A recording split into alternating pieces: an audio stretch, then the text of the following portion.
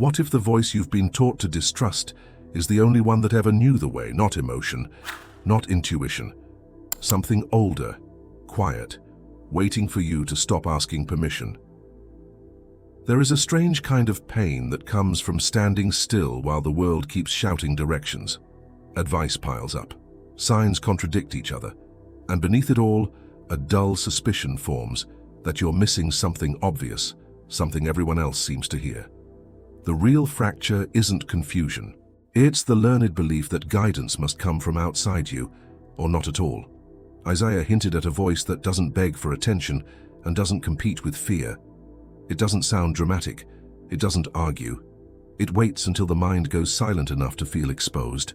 This voice doesn't comfort the ego, it bypasses it. And once you sense it, the question becomes dangerous. If this guidance was always present, why were you trained not to listen? There is a quiet violence in what you were taught, not the obvious kind, not punishment or threat, but something far more surgical. You were taught to mistrust stillness. Somewhere early, so early you can't locate the memory, silence was framed as absence, as lack, as danger. If nothing was happening, something must be wrong. If no answer appeared, you were doing something wrong. If you didn't feel certainty, you were told to wait, to ask, to seek permission from something louder than you. And so you learned to fill every gap. Noise became safety, opinions became oxygen, authority became truth. The moment you felt unsure, you reached outward. The moment you felt quiet, you panicked. Because no one told you that silence was not empty. They only told you it was irresponsible, so you adapted. You learned to scan faces before trusting your own reaction. You learned to research before feeling. You learned to hesitate until someone else confirmed what you already sensed. And slowly, almost invisibly, you began outsourcing your inner orientation, not because you were weak, but because you were trained to survive by compliance. Every system you passed through rewarded obedience to external signals, grades, approval, validation, metrics, likes, labels, titles, signs. Even spiritual language was often used as another authority, another voice telling you what God should sound like. Loud, certain, impressive, never quiet, never subtle, never yours. So when the inner voice whispered, not words, not commands, just a subtle knowing, you didn't recognize it as guidance. You recognized it as risk, because it didn't arrive with proof. And proof became the addiction. You were conditioned to believe that truth must announce itself, that guidance must be dramatic. That clarity must come with emotional fireworks or external confirmation. Anything else felt suspicious, too simple, too quiet, too exposed. So you waited. You waited for signs that contradicted each other. You waited for advice that made you smaller. You waited for permission that never came. And every time you waited, something inside you dimmed, not because it disappeared, but because it was ignored. This is the hidden contradiction. You are desperate for guidance, yet you distrust the only place it can emerge. You crave direction, yet recoil from the stillness required to perceive it. You want certainty, yet keep feeding the very noise that fractures it. And the most painful part, you learned to call this wisdom. You called it being responsible. You called it being humble. You called it being realistic. But beneath those words was a slow erosion of inner authority, a quiet self-betrayal that didn't feel like betrayal, because it was socially rewarded. Every time you ignored the subtle resonance inside you, the world applauded your caution. Every time you doubted yourself, someone nodded approvingly. Every time you asked for permission to feel certain, you were told you were being mature, so the wound deepened without bleeding. Until one day you realized something unbearable. You had become very good at listening to everyone else, and almost incapable of hearing yourself, not because the voice was gone, but because you were trained to associate inner silence with emptiness, and emptiness with danger. So when nothing spoke, you assumed nothing was there, but that assumption was never neutral. It was the conditioning doing its work. There is a particular kind of frustration that doesn't shout, it sinks. It feels like standing at a crossroads where every sign points in a different direction, and all of them feel wrong. It feels like asking for guidance and receiving noise, like doing everything right, and still sensing something is off. Something unnamed, unresolved, quietly rotting beneath your decisions. This frustration isn't confusion, it's misalignment. But you were never taught to recognize misalignment as information. You were taught to interpret it as failure, as personal deficiency, as evidence that you hadn't learned enough, prayed enough, planned enough, consulted enough. So you tried harder. You consumed more content. You asked more questions. You waited longer. And the harder you tried to hear guidance, the further away it seemed. Because effort was never the issue, dependence was. Every time you deferred to an external authority, you strengthened a habit of inner dismissal, and habits, when repeated long enough, become identities. You didn't just seek validation. You became someone who needed it in order to move, and movement without permission began to feel terrifying, not because you lacked courage, but because you were disconnected from the internal signal that once made courage unnecessary. There is a reason paralysis feels so heavy. It isn't laziness, it isn't fear alone. It is the nervous system trapped between two opposing commands. Move, but only if approved. Trust, but only if confirmed. And so you hover. In that hovering state, silence feels unbearable. Because silence would force you to confront the possibility that guidance doesn't come with guarantees. That truth doesn't negotiate with fear. That the voice you're waiting for won't argue its case. It will simply be. And that is precisely why it was labeled dangerous. A guidance system that doesn't need permission threatens every structure built on control. So the conditioning didn't just teach you to distrust the inner voice. It taught you to drown it. With logic, with urgency, with productivity, with spiritual noise disguised as wisdom. Even prayer, for many, became another way to avoid listening. A way to speak at the silence instead of letting it speak through you. Because listening requires something terrifying. Exposure. No script, no authority, no one to blame. Just you, standing still. Feeling what has always been there. And here is the wound beneath the wound. You were never broken. You were interrupted. Your perception wasn't flawed. It was overwritten. The inner voice didn't disappear. It was buried under layers of learned doubt. And the longer it stayed buried, the more unfamiliar it felt. Until eventually you forgot it was yours. So now when it stirs, you mistake it for anxiety, or imagination, or ego, or fear, or wishful thinking. Anything except guidance. Because acknowledging it would mean confronting the cost of all the times you ignored it. The regrets, the detours, the quiet grief of knowing you felt the truth long before you lived it. And that grief is what the conditioning protects you from. Not truth, pain. So it keeps you seeking outward, keeps you dependent, keeps you stalled, keeps you convinced that silence has nothing to offer. But something is starting to crack. A subtle pressure behind the noise. A discomfort that won't resolve with more answers. A sense, almost unbearable, that what you've been calling emptiness might be something else entirely. Something waiting. There is an uncomfortable moment, rare, fleeting, when the noise pauses. Not because you silenced it, not because you mastered anything, but because something inside you grew tired of asking. In that moment, you don't feel peace. You feel exposed. As if a layer of protection has been peeled away and nothing rushed in to replace it. This is where the invisible law begins to reveal itself, not as revelation, but as shock. Because what you encounter is not a voice speaking to you. It is a signal emerging through you. And that difference is everything.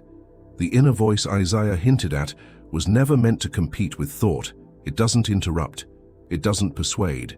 It doesn't raise its volume to be heard. It exists beneath language, beneath emotion, beneath the personality you've spent your life defending. It is not loud enough for an identity that is constantly rehearsing itself. So as long as you are trying to be someone, right, good, approved, enlightened, successful, you cannot hear it. Not because it's hiding, but because identity creates static. Here is the betrayal no one prepared you for. The more certain you try to be, the less you can perceive guidance. Certainty hardens the self. And guidance requires permeability. The inner voice is not information. It is orientation. It doesn't tell you what to do. It tells you where you are aligned or where you are resisting. Like a mirror that doesn't flatter, like a frequency that doesn't adjust itself for comfort. You don't listen to it with your ears, you register it with your nervous system. A subtle tightening when something is false, a quiet expansion when something is true. Not excitement, not relief. Resonance. But resonance only registers when the noise of self-definition softens. This is why so many people miss it. They are listening for something instead of listening as something. They expect guidance to arrive as instruction when it arrives as recognition. And recognition is dangerous because once you recognize alignment, you cannot unknow it. You may still ignore it. You may still betray it. But you will never again be able to say you didn't feel it. This is the law that was never forbidden, but was never encouraged. The inner voice does not reward effort. It responds to surrender of identity. The moment you stop asking, "Is this allowed?" The moment you stop scanning for approval, something underneath the noise becomes perceptible. Not dramatic, not holy, honest. And honesty feels like betrayal at first, because it contradicts the story you've been telling yourself about who you are, what you should want, and how guidance is supposed to arrive. It doesn't argue with your fear. It doesn't reassure your doubt. It simply reflects. And that reflection can feel cruel, because it shows you how often you've been resisting what you already knew. The law is simple, and that simplicity is what makes it unbearable. Guidance does not come to the self you perform. It emerges when that performance loosens. Not disappears, loosens, just enough. And in that loosening, something ancient stirs, not as memory, but as familiarity. As if you are being reintroduced to a part of yourself that never learned how to speak loudly, because it never needed to. Once you sense it, even faintly, everything becomes more complicated. Because now the problem is no longer confusion, it is honesty. The inner voice does not demand obedience. It does not threaten punishment. It does not promise reward. It only does one thing. It reveals alignment or resistance without explanation. And that revelation is shocking precisely because it removes all excuses. You feel it when you say yes to something that contracts you. You feel it when you hesitate before something that expands you. Not as emotion, as fact. Cold, quiet, unnegotiable. This is why people betray it. Not because they can't hear it, but because they don't want to feel what it reveals. The moment you register the signal, you realize how much of your life has been built around avoiding it. The relationships you stayed in because they made sense. The paths you followed because they were approved. The dreams you dismissed because they felt irresponsible. The inner voice was there. It didn't stop you. It didn't save you. It simply waited. Waiting is its nature. It does not chase the self that is running from itself. This is the law beneath all spiritual language, stripped of comfort. The inner voice cannot be accessed through will, only through availability. And availability requires something terrifying, the loosening of identity. The part of you that wants to be certain, admired, correct, safe, that part cannot coexist with guidance. Not because it is wrong, but because it is loud. So the inner voice waits beneath it, beneath your opinions, beneath your plans, beneath your prayers, not absent, just inaccessible. And when, by accident, exhaustion, or despair, the identity falters, when you stop trying to be someone, when the performance cracks, the signal registers, briefly, enough to disturb you, enough to make you wonder if the silence you feared was never empty at all. But here is the final betrayal. The inner voice does not grow louder with practice. It grows clearer as resistance drops. There is no mastery, no achievement, only a subtle reorientation away from asking permission. And that reorientation feels like standing without armor, exposed, uncertain, awake. This is why so many turn away at this point, because sensing the voice means losing the comfort of blaming confusion. Now you know when you are misaligned, and knowing without acting creates a new kind of pain, a sharper one, a pain that doesn't come from ignorance, but from truth unchosen. So the mind rushes back in, noise returns, questions multiply, anything to avoid the stillness where the signal waits. But once you've felt it, even once, the silence is no longer empty. It hums, and that hum is unbearable because it is patient. There is a moment, quiet, almost invisible, when recognition wants a witness. not an audience, not approval, a signal. Because awareness once stirred seeks alignment the way breath seeks lungs. If you are still here, still listening, it isn't coincidence. Something in you has already leaned forward. Something beneath language has registered resonance, not certainty, not belief, but familiarity. And familiarity carries responsibility. This is not about content, it is about declaration. To like this video is not to agree with it. It is to mark the moment you felt something stir and did not immediately drown it out. A small gesture, but gestures shape identity. To comment is not to explain. It is to name what you're sensing, even if the words feel incomplete, even if all you can say is something shifted. Language doesn't need to be precise, only honest. And to subscribe, this is not loyalty to a channel, it is a quiet signal to yourself, a choice to remain available, a refusal to pretend you didn't hear the hum beneath the noise. These actions are not mechanical, they are energetic acknowledgements, rituals of recognition. You don't do them for me. You do them to anchor the moment where the inner voice brushed against your awareness and you chose not to look away. No pressure, no urgency. Just notice what resists and what doesn't. Because resistance always reveals where truth has already touched. The shift does not arrive as instruction. There is no technique to master, no sequence to follow, only a cessation, a stopping of something you have been doing for so long it feels like breathing, seeking permission, not externally alone, but internally. The constant checking, the subtle hesitation, the reflex to ask, is this allowed? Before feeling what you feel. The embodied shift begins the moment you do not interrupt the signal.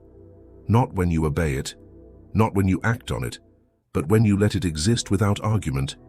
This is harder than it sounds, because the mind has been trained to interfere immediately, to label, to doubt, to contextualize, to minimize, to turn raw perception into something manageable. But the inner voice does not need management, it needs space. And space feels like danger to an identity built on control. So the shift is not toward effort, it is toward quiet receptivity, a subtle reorientation of attention away from what should I do and toward what is registering right now. No judgment, no correction, just noticing. The body knows before the mind does.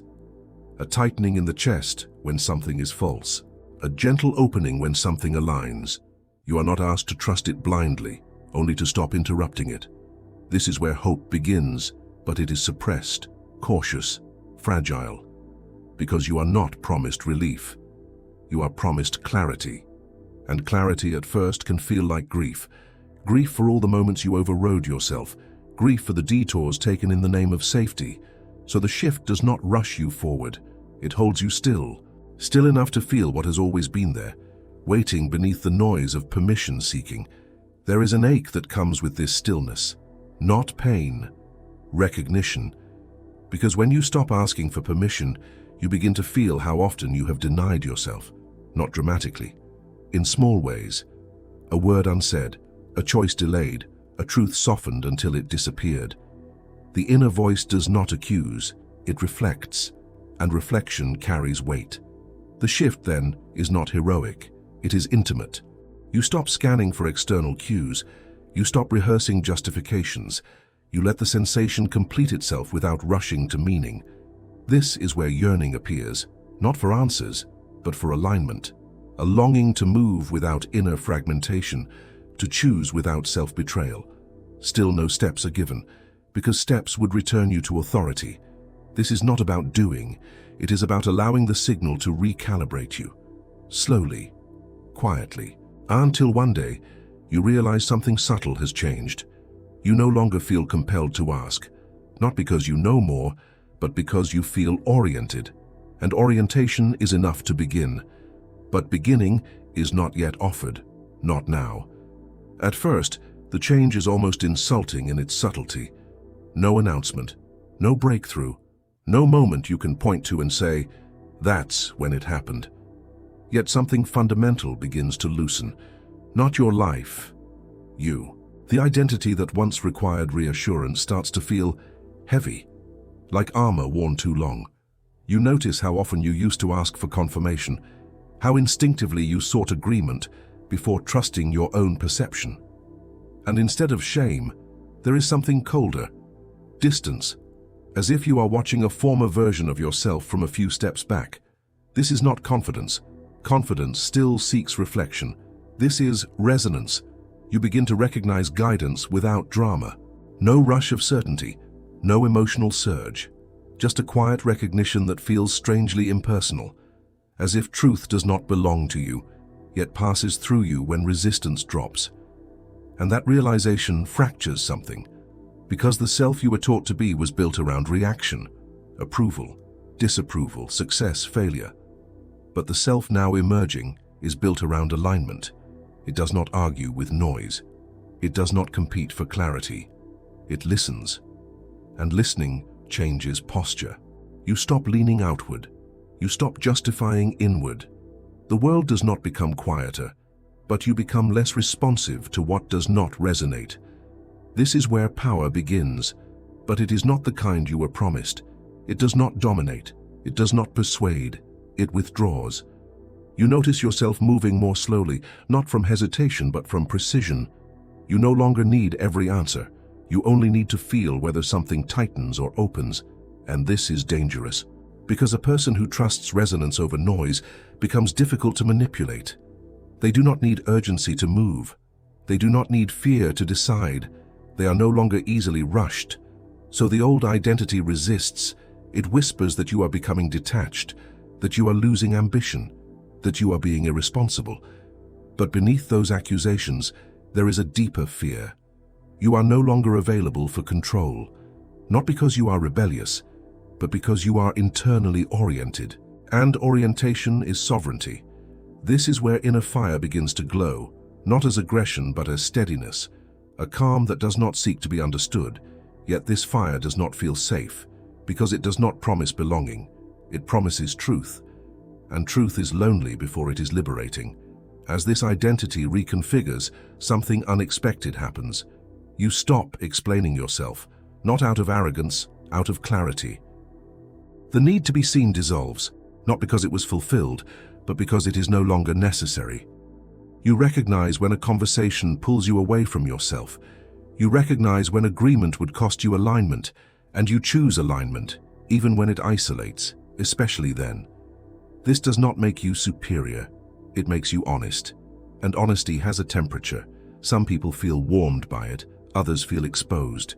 So they push back, they question you, they doubt you. They project their unease. And in the past this would have shaken you, but now something else happens. You feel the signal. A quiet contraction when you consider shrinking, a subtle expansion when you remain still, no justification required. This is the new identity, not finalized, not complete, but unmistakably forming. You are someone who trusts what registers before what convinces. Someone who does not mistake volume for truth. Someone who can stand inside uncertainty without outsourcing authority. And this identity does not announce itself. It hums. It lives in pauses, in restraint, in choices that look small from the outside but feel exact on the inside. Yet even now, there is no closure. Because becoming this self is not an event. It is an ongoing surrender, a daily decision to remain available to a voice that does not argue, does not plead, and does not rescue, only reveals. And revelation is never comfortable, so the identity stabilizes, but does not harden. It remains permeable, listening, waiting. There is nothing more to explain, no summary, no answer, only the space that remains when words fall away. If you listen now, you may notice it again, not as sound, but as presence, a subtle hum beneath the thinking mind, not demanding attention, not seeking belief, waiting. This is where silence reveals its true nature, not emptiness, but depth, not absence, but invitation. The inner voice does not rush you. It does not reward you for noticing it. It simply remains, patient, as it always has. And perhaps the most shocking realization of all is this: nothing new has been given to you. Nothing was added. You are only beginning to notice what never left. So stay here a moment longer, not searching, not concluding, just listening to the space between thoughts. where something ancient continues to wait.